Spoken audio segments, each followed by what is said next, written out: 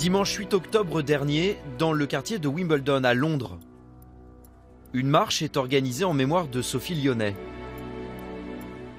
Cette Française de 21 ans travaillait comme jeune fille au père dans la capitale britannique. Son corps calciné a été retrouvé dans le jardin de ses employeurs, un couple placé depuis en détention provisoire. Pourquoi Sophie, que ça se reproduise plus jamais. Plus jamais. L'enquête est en cours pour déterminer les circonstances exactes de sa mort. Mais pour les proches de Sophie, aucun doute. La jeune fille au père vivait sous l'emprise du couple qui l'hébergeait. Il l'aurait exploitée pendant plus d'1 an. Sophie, elle disait qu'elle avait beaucoup de travail à faire, qu'elle se couchait à minuit et que le grand la réveillait à 4 h du matin. Et à partir de 4 h du matin, elle s'occupait des enfants toute la journée. Elle courait toute la journée. Elle passait son temps uniquement pour les enfants. Et quand elle avait un peu de temps libre, pas beaucoup, c'était pour faire du ménage. Dans l'assistance ce jour-là, beaucoup de jeunes filles au père. Elles sont venues dénoncer leurs conditions de travail parfois éprouvantes. On vient là pour vivre une expérience formidable, pour découvrir de nouvelles choses, une nouvelle culture et on vient pas là pour être maltraité, quoi. Nous ne sommes pas des esclaves, nous venons ici dans le but d'apprendre une langue, dans le but d'être accueillis par une famille chaleureusement. Depuis la mort de Sophie Lyonnais, les langues se délient peu à peu. Sur la toile, des dizaines de jeunes filles au père racontent l'envers du décor. Voilà tout ce que je dois nettoyer aujourd'hui. Tâches épuisantes, horaires à rallonge. Ce linge-là, vaisselle. Mais aussi brimades, insultes et même harcèlement sexuel. Enfin voilà quoi, il m'harcelait de messages en me disant est-ce que tu as peur, dis-moi que tu as peur de moi, viens dormir avec moi. Pourtant, sur le papier, jeune fille au père, c'est ce qu'on appelle un bon plan. Ready? Quelques heures par jour à s'occuper des enfants en échange du gîte et du couvert, et même d'un peu d'argent de poche, en moyenne 80 € par semaine. Le job idéal pour celles et ceux qui veulent apprendre une langue étrangère à moindre coût.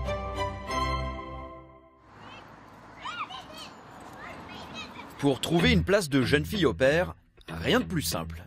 Démonstration sur l'un des plus gros sites d'annonces en ligne. Voici Joanne, la plus jeune journaliste de complément d'enquête.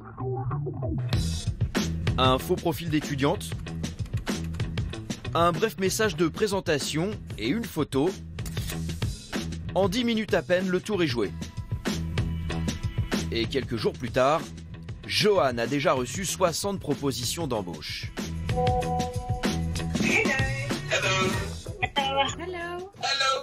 Bonjour, je suis toujours au lit.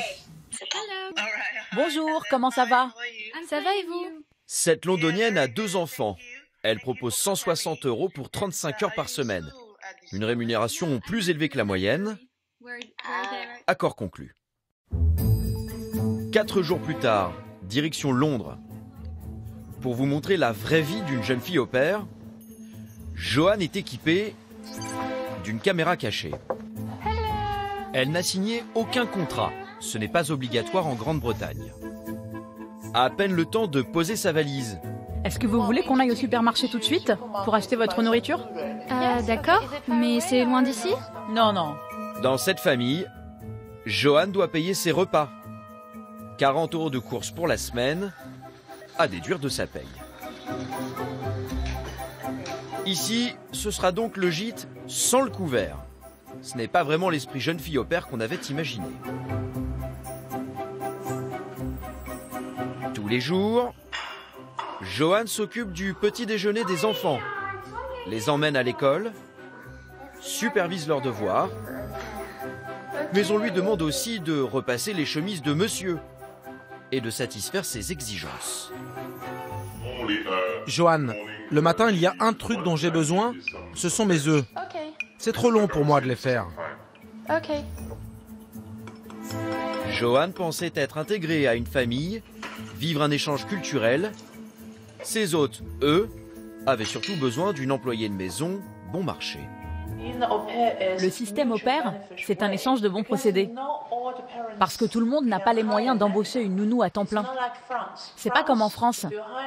Vous avez des déductions d'impôts. Ici, c'est pas le cas. Tout est à notre charge. Fin de notre immersion au bout d'une semaine et bilan en demi-teinte.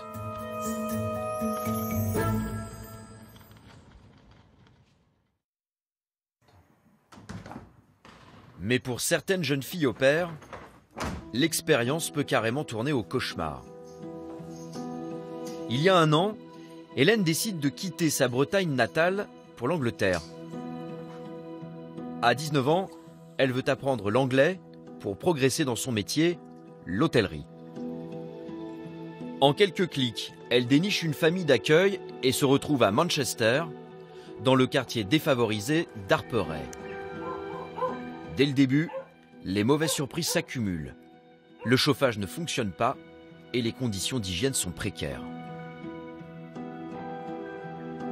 Ça, c'est la façon dont j'avais le droit de prendre ma douche. Donc, j'avais un seau d'eau que je remplissais d'eau chaude avec le petit seau à l'intérieur pour me rincer en fait dès que je faisais mon shampoing ou dès que j'utilisais mon gel douche. Et j'utilisais 2 seaux d'eau chaude comme ça par jour. Dans cette baignoire, on lavait l'enfant, on lavait le linge, tout le monde se lavait et donc l'eau était rationnée. La mère de famille vit seule avec ses 6 enfants. Et avec son salaire de femme de ménage, elle peine à remplir le frigo. Hélène maigrit, elle s'épuise. Elle a pourtant besoin de toute son énergie, car elle doit maintenant s'occuper jour et nuit du plus jeune des enfants, un nourrisson d'à peine quelques semaines. La mère de famille est absente, elle travaille de 5 h du matin à 23 h.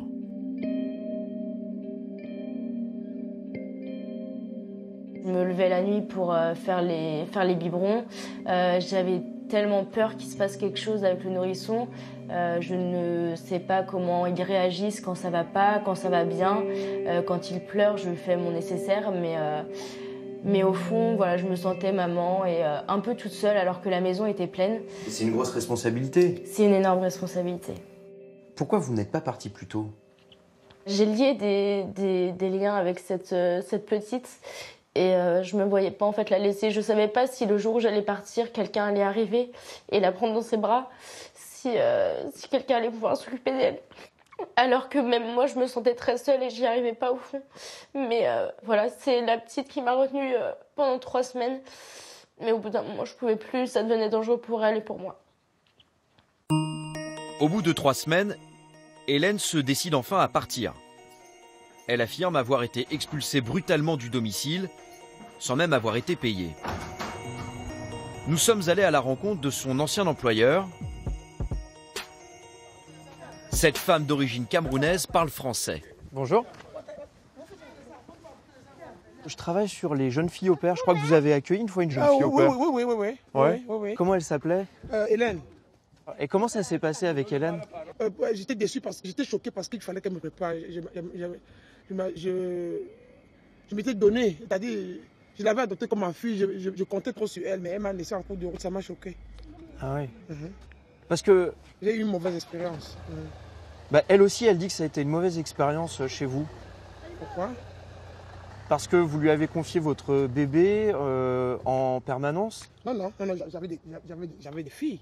J'ai des grandes filles de 14 ans, 15 ans. Elle sortait.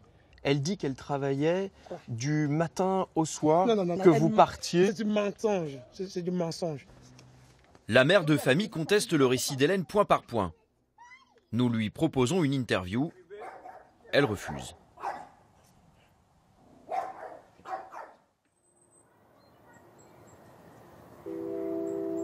À l'époque, Hélène n'ose pas rentrer chez ses parents de peur d'être jugée sur cet échec. Le jour même, elle retrouve une place de jeune fille au pair dans une famille sensible à sa détresse, pense-t-elle alors. Le père, il me parlait beaucoup parce qu'il voulait vraiment que je sois à l'aise chez lui, que je sois très rassurée, que si jamais il y avait une question, il fallait que je me retourne vers lui et que je lui parle. C'est une figure paternelle rassurante pour une jeune fille, on peut dire? Au début, oui. Mais très vite, le père de famille se serait autorisé des comportements douteux à l'égard d'Hélène. La première fois, selon elle, c'est lors d'un trajet en voiture sur le chemin de la gare. Et arrivé à la gare, au moment où de se stopper et que je prenne mon train, le père de famille met sa main sur ma cuisse et me dit « Ne t'inquiète pas, je suis là, tout va bien ». Comment vous réagissez? Sur le coup, j'ai pas réagi du tout. En fait, j'avais juste envie de sortir de la voiture et de partir. Et c'est ce que j'ai fait. Aux gestes déplacés s'ajoutent des SMS. Chaque nuit, l'homme envoie à Hélène des dizaines de messages. Nous sommes si proches. Tu me fais tourner la tête avec ton sourire. Avant que tu rentres en France, on pourrait s'amuser, toi et moi. Bonne nuit. Au fil des jours, les SMS sont de plus en plus insistants. Le père de famille ne s'encombre d'aucune précaution pour les envoyer. Il y avait le papa, il y avait ses 2 enfants autour de lui et sa femme qui était juste à côté. Moi, j'étais de l'autre côté du canapé. J'étais sur mon téléphone. Et là, je reçois un message WhatsApp du père de famille me disant j'aimerais vraiment être sous avec toi un jour. J'ai été dehors prendre l'air parce que je me sentais pas du tout à l'aise. J'étais complètement perdue et là, j'ai vraiment senti qu'il y avait quelque chose qui n'allait pas du tout. Des mots insistants et des images explicites. Le samedi soir, le samedi où j'ai décidé de monter dans ma chambre, j'ai reçu une photo d'un stade de foot qui ressemble à un vagin, clairement. Donc, à la suite de celle-ci, j'ai reçu une photo de pied. On voit bien que c'est quelqu'un qui est allongé sur une autre personne. Donc là, j'ai clairement, dans ma tête, pété un plomb. Je me suis dit, mais où est-ce que je suis rendue? Hélène se sent en danger. 15 jours après son arrivée, elle décide de s'enfuir. Cette fois-ci, elle rentre en France, profondément choquée. Je m'en veux de m'être autant laissé faire, que ce soit par les messages, que ce soit par les gestes, que ce soit par les regards. C'est très, très, très frustrant de partir de France avec un gros caractère et d'être rabaissée à ça.